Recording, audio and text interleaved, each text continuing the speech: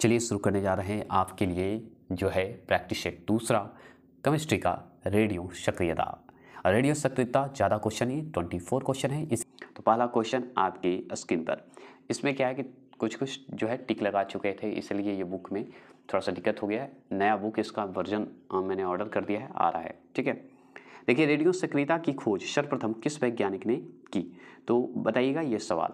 Radio सक्रियता की खोज जो है सर्वप्रथम किस वैज्ञानिक ने किया था, तो आप अच्छे से जानते हैं ऑप्शन नंबर सी, हेनरी वेकलर बोला जाता है। ठीक है, तो हेनरी ने किए थे और ये कब किए थे, तो ये 1896 में किए थे। बस इतना जान लीजिए, आगे चलिएगा। ज़्यादा डिटेल नहीं दे रहा है, मॉक टेस्ट दे रहे हैं, एकदम लाइव समझिए आपका चल रहा है। रेडियो सक्रियता किसका गुण है, कमेंट बॉक्स में ज़रूर करिएगा। पॉजिटिव होता है, कमेंट करते हैं तो लगता है कि हाँ आप कमेंट में पसंद कर रहे हैं वीडियो को, तो प्लीज़ ज़रूर करिएगा। रेडियो सक्रियता किसका गुण है बताएंगे। दूसरा प्रश्न का आंसर का जवाब दीजिएगा, तो ऑप्शन नंबर डी जो लगाएंगे वो सही लगाएंगे, नाभिकीय का है। तीसरा प्रश्न क्या है, तीसरा प्रश्न है किसी परमाणु के अस्थायी नाभिक में प्रोटॉनों की संख्या होती है, तो प्रोटॉनों की संख्या याद रखिएगा। देखिए बहुत लोग क्या है ना कि न्यूट्रॉनों की संख्या बराबर है ये आंसर लगाते हैं। देखिए राइट आंसर देखा जाए तो ऑप्शन नंबर सी जो है ये सही है। न्यूट्रॉनों की संख्या जो है न्यूट्रॉनों की संख्या से कम है, याद रखिएगा ये सही आंसर है, जो कि आपका तीसरा का आंसर सी जो लगाएंगे वो सही लगाएंगे।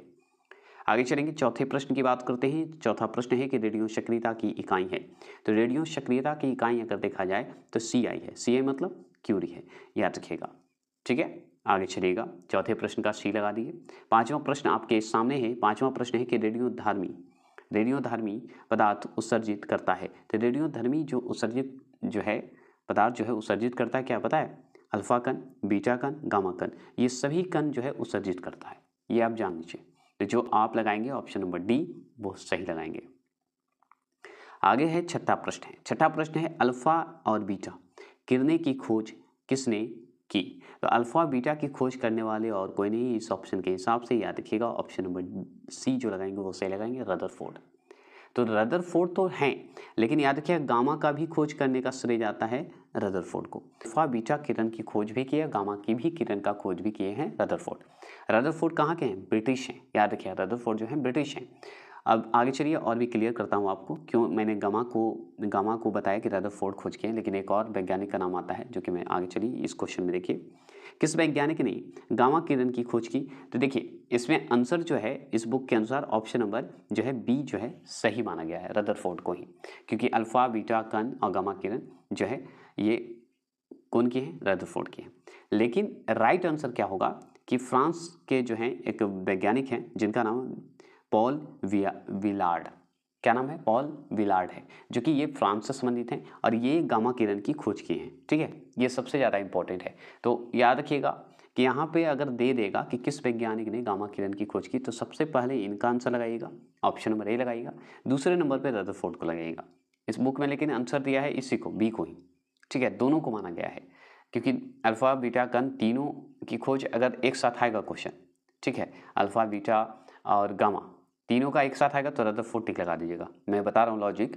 और अगर सिर्फ गामा किरण की बात करेंगे तो ऑप्शन नंबर ए टिक लगाइएगा, विलार्ड। ठीक है, ये ज़रूर ध्यान रखिएगा, दोनों दो जगह के हैं इसलिए याद रखिएगा, नहीं तो ये भी पूछेगा फ्रांस के वैज्ञानिक जो हैं गामा किरण की खोज की उनका नाम बताइए, ये भी पूछ सकता है। और प्रश्न है कि नाभिक से निकलने वाले विकिरणों में किसकी वेधन क्षमता सर्वाधिक होती है, तो किसकी वेधन क्षमता सर्वाधिक होती है बताइएगा, तो आप जानते हैं ऑप्शन नंबर सी, गामा किरण की जो है वेधन क्षमता जो है सर्वाधिक होती है, जो कि आठवां प्रश्न का जो सी लगाएंगे वो सही लगाएंगे।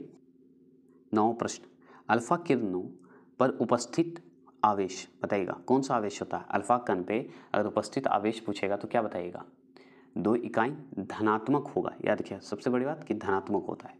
ठीक है, और दो इकाई को इंडिकेट किया जाता है पता है कैसे, +2e करके होता है। चलिए आगे चलेंगे, आगे सवाल है 10वां प्रश्न है।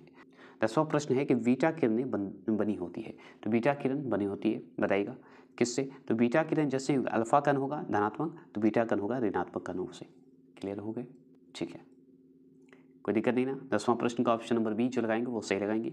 11वां प्रश्न बताइए, निम्न में किसके उत्सर्जन से समभारी मतलब आइसोबार का निर्माण होता है, तो बताइएगा क्या होगा आंसर, किसके उत्सर्जन से समभारिक का निर्माण होता है, ऑप्शन नंबर बी बीटा किरण से। क्लियर, चलिए 12वां प्रश्न है गामा किरणें हैं, तो गामा किरणें क्या है? तो ऑप्शन नंबर ए उच्च ऊर्जा वाली विद्युत चुम्बकीय तरंग है। ठीक है, आगे 13वां प्रश्न है निम्नलिखित में किस किरण की आयन क्षमता सबसे कम होती है? तो सबसे कम होती है किसकी होती है, बता सकते हैं? 13वां प्रश्न का जवाब दीजिए, ऑप्शन नंबर सी गामा किरण की आयन क्षमता कम होती है। किस किरण की आयन क्षमता सबसे अधिक होती है? आयन क्षमता सबसे अधिक पूछ रहा है। ठीक है, तो बताइए आयन क्षमता सबसे अधिक किसका होता है? तो अल्फा किरण का होता है। किसका होता है? अल्फा किरण का, याद रखिएगा। ठीक है, बीटा किरण का नहीं होता, अल्फा किरण का होता है, ये जरूर ध्यान रखिएगा। चलिए, आपका 15वां प्रश्न आ गया है आपके सामने। 15वां प्रश्न है कि समस्त रेडियो सक्रिय पदार्थ क्षय होने के पश्चात किसमें अंतिम रूप से बदल जाते हैं? तो किसमें बदलते हैं? ऑप्शन नंबर बी पीबी मतलब सीसा में, लेड में। आगे चलेंगे, 16वां प्रश्न है निम्नलिखित में किसकी वेधन क्षमता सबसे कम है? तो किसकी वेधन क्षमता सबसे कम है? ज़्यादा तो गामा में है, लेकिन इसमें बताइए किसमें कम है? 16वां प्रश्न का आंसर का जवाब दे दिए होंगे, ऑप्शन नंबर ए किसमें है? अल्फा किरणें में सबसे कम होता है ना। चलिए आगे चलेंगे, 17वां प्रश्न है। 17वां प्रश्न है यदि किसी रेडियो धर्मी पदार्थ की मात्रा को दुगना कर दिया जाए तो रेडियो धर्मी जो है क्षरण की दर क्या होगी? तो अपरिवर्तित रहती है, ये परिवर्तित नहीं होती है, याद रखिए जैसे ही दुगनी की बात हो। चलिए 18वां प्रश्न है पृथ्वी की आयु का आकलन किया जाता है, तो पृथ्वी की आयु की बात और हम पढ़ चुके हैं मुख्य टेस्ट में, तो आयु कैसे करते हैं आकलन? यूरेनियम डेटिंग से करते हैं, और जीवाश्म की तो कार्बन डेटिंग से करते हैं, ऐसे पढ़े थे ना। 19वां प्रश्न है रेडियो कार्बन डेटिंग से किसका निर्धारण किया जाता है? तो जीवाश्म की आयु का निर्धारण करते हैं, इसमें कोई बड़ी चीज़ नहीं है। 20वां प्रश्न क्या है कृत्रिम रेडियो सक्रियता की खोज किसने की? तो बताइएगा कृत्रिम जो रेडियो सक्रियता की खोज किसने की थी कृत्रिम रूप से, याद रखिएगा, बताएंगे। 20वां प्रश्न का आंसर का जवाब देंगे, option number D F Joliot I Curie द्वारा की गई थी। 21वां प्रश्न क्या है वर्ग विस्थापन नियम का प्रतिपादन किसने किया?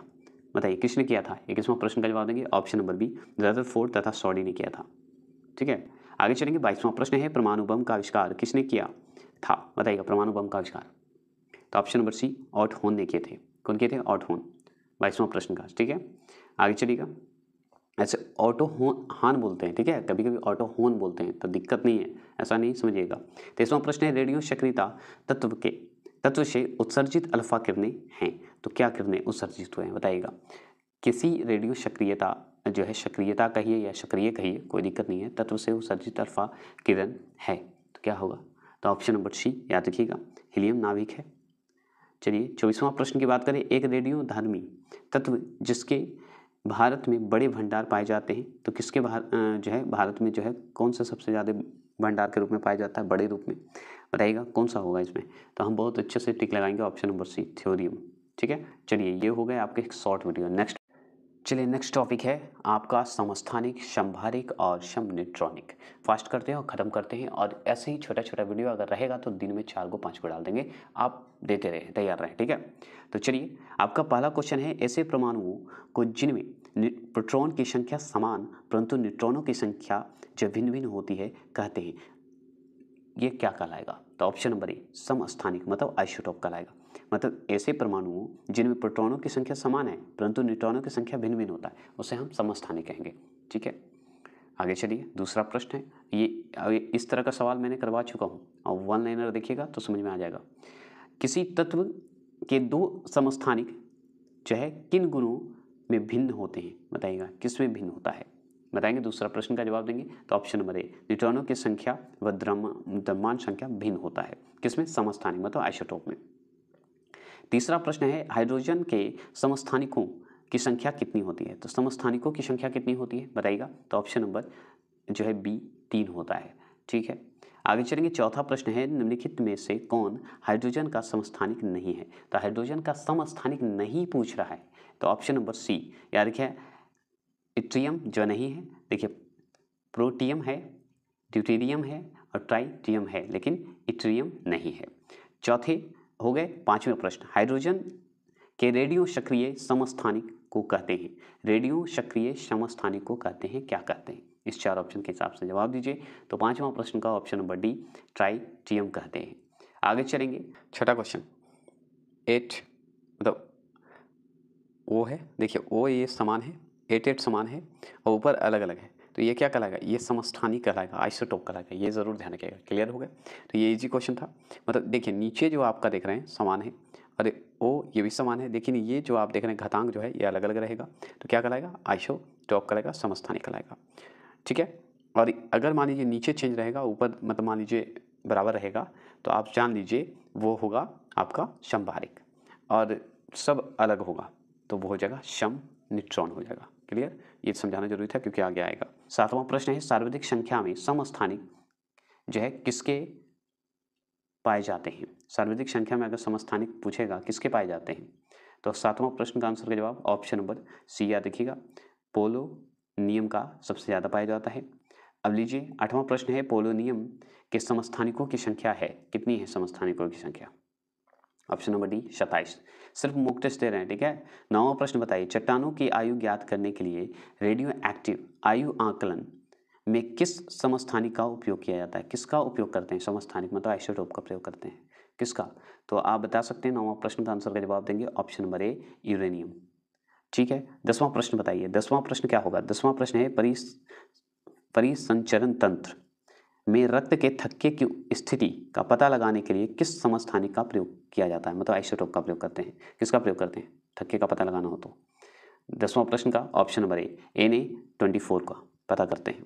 आगे चलिए 11वां प्रश्न है कोबाल्ट 60 आमतौर पर विकिरण चिकित्सा यथा कैंसर जैसे रोगों में प्रयुक्त होता है क्योंकि यह उत्सर्जित करता है, क्या उत्सर्जित करता है बता सकते हैं तो बताइए, ऑप्शन नंबर सी गामा किरणें उत्सर्जित करता है।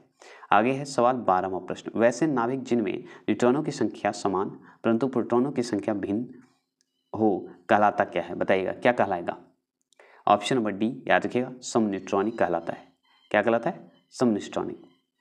13वां प्रश्न है आइसोटोन होते हैं, तो आइसोटोन होते हैं बताएंगे क्या होगा आइसोटोन, ऑप्शन नंबर बी समान संख्या में न्यूट्रॉन होते हैं। चलिएगा 14 प्रश्न है 36 Kr86 है, ठीक है, तथा 37 और Rb80 जो है 7 है, तो क्या कहलाता है, देखिए ऊपर अलग है, ऊपर जो है अलग है और नीचे भी अलग है, तो इसे क्या कहेंगे, कौन से कैटेगरी में आएगा, तीनों में से बताइए क्या होगा, तो याद रखिए ऑप्शन नंबर सी सम न्यूट्रॉनिक ही कहलाएगा। ये भी वे आयन जिनमें इलेक्ट्रॉनों की संख्या समान होती है कहलाती क्या है बताइएगा। 15वां प्रश्न की बात करें तो ऑप्शन नंबर डी सम इलेक्ट्रॉनिक कहलाता है, ठीक है, 15वां प्रश्न ऑप्शन नंबर जी है सम इलेक्ट्रॉनिक कहलाता है। 16वां प्रश्न है समभारिक में किसकी संख्या जो है समान होती है, किसकी संख्या समान होती है बताइएगा, ऑप्शन नंबर डी न्यूक्लिल यान की होती है, ठीक है। चलिएगा ये हो गया। अब लीजिए ये भी क्वेश्चन को बताइए, ऊपर 40 बराबर है, अब ये क्या होगा AR40 K40 और 40 मतलब CH40। अब ये सब का फुल फॉर्म तो आपको याद करना पड़ेगा, ये तो मैं नहीं करवाऊंगा, और हो सकता है मैं कोशिश करूंगा लेकिन आपको याद करना होगा। 18 19 20 ये नीचे तीनों है, तो ये बताइए किसका होगा, बताइए क्या कहलाएगा ये, तो ऑप्शन नंबर बी समभारिक कहलाएगा, मतलब ऊपर वाले जो समान रहेंगे तो समभारिक हो जाएगा, ठीक है, नीचे अलग अलग रहा तो समझ जाइए वो समभारिक है। आगे चलेंगे, निम्नलिखित में किसके उत्सर्जन से समभारिक उत्पन्न होते हैं, तो ऑप्शन नंबर बी बीटा किरण से उत्सर्जित होते हैं। क्लियर हो गया, कोई दिक्कत नहीं ना। चलिए तो आज के लिए इतना ही रखते हैं और ये खत्म हो गया। नेक्स्ट टॉपिक आएगा रासायनिक बंधन, जो कि ये भी क्वेश्चन है 14 तक, जो कि आपको शाम तक मिल जाएगा। तो जय हिंद जय भारत।